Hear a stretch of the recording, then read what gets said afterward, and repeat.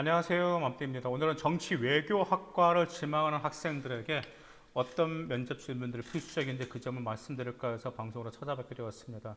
정치 외교학과 요즘 올해도 좀 컨설팅을 받는 학생들이 정치 외교 쪽을 지원하는 학생들 좀 대부분 좀 상당히 많아요. 그래서 보면은 정치 외교 아니면 행정 아니면 경영 그 다음에 그 자연교육 같은 경우는 기계공학 아니면 생명공학 쪽에 좀 많이 있습니다.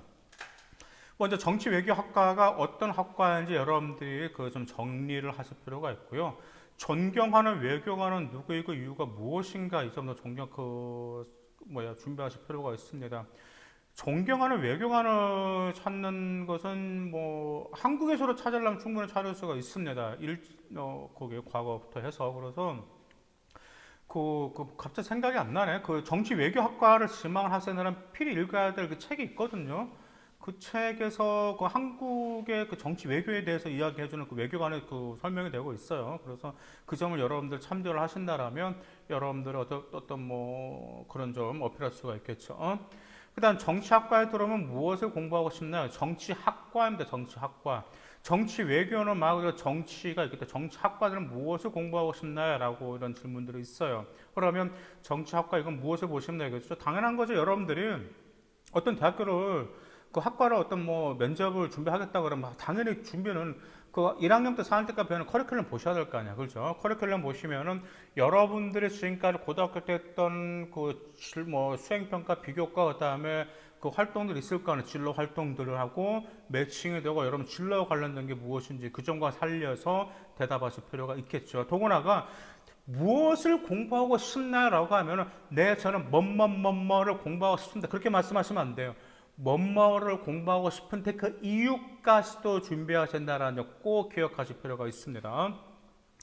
그 다음에 정치적 해결 또는 외교적 해결이라는 말의 의미가 무엇인지 이런 표현을 해서 정치적 해결이라는 용어도 있고 외교적 해결이라는 용어도 있죠. 그래서 의미가 무엇인지 그리고 정치인 또는 외교관이 갖춰야 될 자질이 무엇인지 그 점도 질문이 있습니다. 정치인과 외교관은 자질이 틀리죠. 정치 외교인에게 정치도 물어볼 수도 있고 외교도 물어볼 수가 있는데 대부분 정치 외교학과 지망한 학생들 10명 중에 한 8명, 한 7명 얘는 볼까? 7명 정도는 외교관을 희망한 학생들이고, 그 중에 한 3명에서 4명 정도가 이제 정치를 희망한 학생들이 있고요. 한 정치를 희망한 학생들이 정치 외교도 희망하면서 행정학과도 지원한 학생들이 있어요. 그래서 지금 컨설팅을 한 학생이 있는데 이제 행정학과를 하는데 그 학생은 꿈이 말 그대로 뭐냐면 정치인이 되는 게 꿈이에요. 국회의원 정도 하겠다라는 것. 그 이유가 말 그대로 뭐냐면 행정학과를 가서 7급 공무원 시험을 합격을 해서 그리고 나서 행정적인 실무라든지 어떻게 국가가 돌아가는지 그것을 충분히 실무를 익히고 나서 그 다음에 이제 의원 출마하겠다 이런 학생들도 종종 있습니다. 그 다음에 한국 정치 현실에 지는 가장 큰 문제점은 무엇이라고 생각하는지 정치 현실의 이것은 여러 가지가 있어요. 정치 현실. 이 문제점은 무엇이라 생각하는지 이런 것 같은 경우는 단지 여러분의 주장만 말하면 절대 안 됩니다. 단지 여러분들 TV 보시면 이제 정치인들 같은 경우 청문회 같은 거 하잖아요. 청문할 때 그 국회의원들의 주장만 하는 거 봤나요? 아니잖아요. 반드시 무엇을 제시하죠? 근거와 사례를 제시하고 나서 주장을 하는 것처럼 이 점과 관련해서도 여러분들이 근거와 사례를 준비하실 필요가 있습니다. 그 다음에 외교적 결례라는 단어의 뜻이 무엇인지, 그 다음에 예를 들어 설명하는 것, 그 다음에 한중일 간에 이거 외교적 문제 꼭 나옵니다. 한중일. 그래서 한중일 간의 외교적 해결에 필요한 사안들 굉장히 좀 많이 있잖아요. 그러면 본인이 생각하기에, 지원자가 생각하기에 가장 시급하게 해결해야 될 사항은 무엇인지 물어봅니다. 정말 한국은 중국과도 가깝고 일본과도 매우 가까운 나라죠. 그렇죠? 근데 반면에 그렇다고 해서 한국은 가까우면서도 그만큼 친하지가 않죠. 그렇죠? 왜냐하면 나름대로의 그 문화적인 정체성이 있다 보니까. 그래서 이 점에 관련해서 종종 좀 여러분들이 중국은 중국 나름대로의 어떤 신념, 일본은 일본 나름 이것을 여러분 좀 미리 조사하실 필요가 있습니다.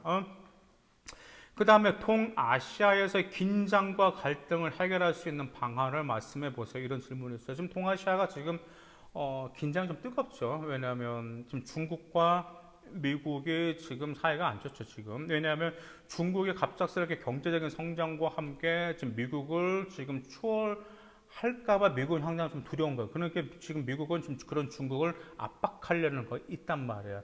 중국은 또한 뭐까지 좀 압박하고 있는 거죠. 지금 요즘 지금 뭐 인권 문제까지 좀 거론하고 있단 말이에요. 그래서 그 점에서 좀 다양한 좀 그 뭐랄까 동아시아가 긴장이 있단 말이에요. 또 이번에 좀 대만 그까지 있죠. 그래서 이전과 관련해서 갈등이 있는데 이것을 여러분들의 좀 국제적인 시야로 봤을 때 어떤 점, 어떻게 하면 좀 평화적으로 좀 더 해결할 수 있을 것인지 이 점 꼭 미리 준비하길 바라고 이런 대답 같은 경우는 정말 여러분들이 진짜 정치인이다. 여러분들이 진짜 해결할 수 있다라는 그런 프로페셔널한 그런 모습까지 갖추면서 좀 그런 답변을 준비하시면 도움이 될 것 같습니다. 그 다음에 특정 정치 사안을 언급하고 혹시 가족 간의 의견이 있나요? 의견이 있나요?라고 물어보기도 합니다. 이제 왜냐하면 정치인들의 가장 민감할 때, 그 다음에 가장 막 이렇게 시민들과 국민들과 가까이 다가올 때가 언제? 네, 맞습니다. 설날 전날과 추석 전날이에요. 그래서 설날 전날에 정치인들 뭐가 하죠? 뭐 시민들 역전에 와가지고 막 인사하고 막 인사를 하잖아요. 그 이유가 무엇이죠? 네, 맞습니다. 설날과 추석 가족들이 모였을 때 항상 빠지지 않는 대화 이슈 첫 번째가 바로 정치 문제거든요. 하고는 정치 현안에 관해서 가장 많은 이야기를 하기 때문에 거기에 굉장히 정치인들이 민감합니다. 그래서 아마 이런 것도 물어보는 거예요.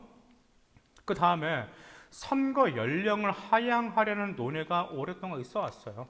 그럼 학생들은 어떻게 생각하는지 이 점에 대해서 물어봅니다. 그래서 심지어 선거 연령 하향에 관해서 학교에서 토론대다 열린 학교들도 있어요. 어떤 학생은 이렇게 좀 답변했더라고요. 보통 종종 나이가 이제 연로하신 분들 같은 경우는 종종 이렇게 뭐 약간 좀 판단력이 약간 좀 둔해질 수도 있다. 하지만 우리는 판단력이 더 좋다, 어리기 때문에. 그래서 우리가 올바른 판단으로 올바른 투표를 할 수 있다라고 주장하는 학생들도 있기 때문에 이것은 뭐 찬성이다 반대다 이건 아니에요. 여러분의 근거입니다. 여러분의 근거 제시하고 여러분의 그 주장만 명확히 설득 뭐 납득력 있게 답변하시면 됩니다.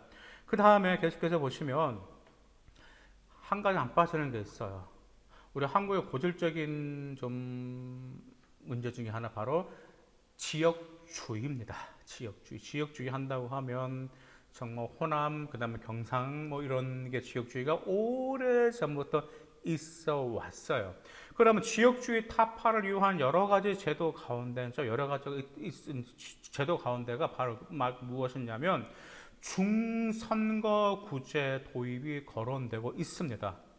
그러면 중선거구제가 지역주의 해소에 도움이 될 수 있을 것인지 그 점에 대해 설명하는 것. 그 다음에 지역주의를 해소할 수 있는 방안이 무엇이라고 생각하는지 이 점에 관해서도 물어봅니다. 그래서 그 점 미리 준비하시기를 바라겠습니다.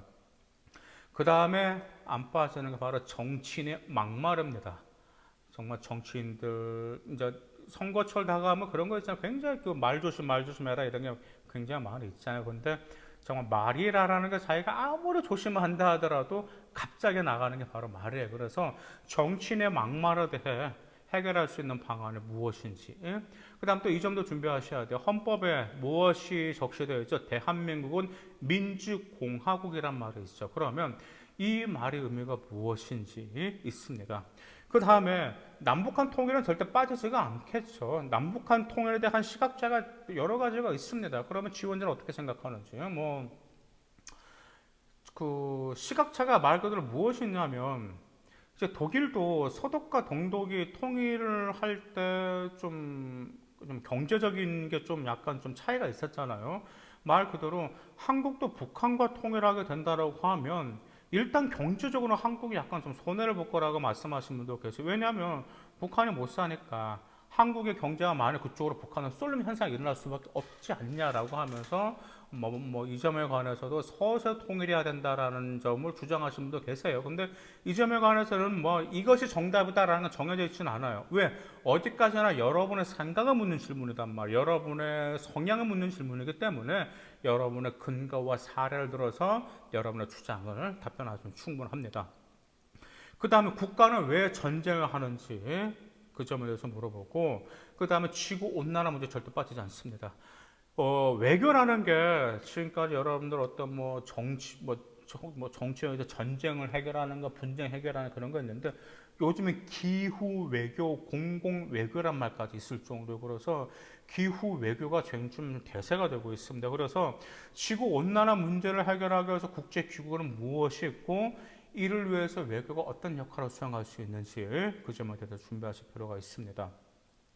그 다음에 한국에서 역사상 자신의 가장 좋아하는 지도자는 누구이고 이유가 무엇인지, 그리고 국제적인 상황으로 봤을 때 한국은 미국과 중국 사이에 있어요. 그렇죠? 그래서 미국과 관계를 멀리 하자니 좀 그러죠. 그리고 왜냐하면 어차피 미국은 말 그대로 우리 한국이 정말 그 6.25 때 많은 도움을 줬던 나라죠. 근데 반면 또한 중국과도 거리를 둘 수가 없어. 왜? 중국과 한국은 말 그대로 경제 협력이 그냥 끈끈. 왜냐하면 한국이 대부분 중국에 굉장히 많은 수출하고 있단 말이에요. 그래서 한국은 이 두 나라 사이에서 정말 이 나라 저 나라를 딱 절대적으로 선택할 수 없어요. 같이 가야 되는데 과연 이 미국과 중국 사이의 관계에서 어떤 관계를 구축하는 게 바람직한지 이런 점들 준비하실 필요가 있습니다. 그 다음에 대북 정책 방향에 대한 여러분들 의견을 말해달라라는 표현도 있고요. 그 다음에 이제 관용은 무엇이며 민주주의 관점에서 어떤 자세가 필요한지 여러분의 설명을 말씀해 달라라는 표현이 있어요. 정치 외교는 단지 여러분들 아시다시피 서류 기반 면접 당연히 물어봅니다. 그 다음에 정치 현안도 당연히 물어보고요. 외교도 물어본단 말이에요. 근데 외교를 물어보면서도 가장 빠지지 않는 게 북한과의 대북 정책, 그 다음에 중국과 일본과의 외교 정책, 이걸 너무 많이 물어본단 말이에요. 그러면 단지 외교 정책만 조사한다고 될까? 그건 아니겠죠. 그런 역사적인 문화, 그 다음 자기 나름대로 정통성이 있단 말이에요.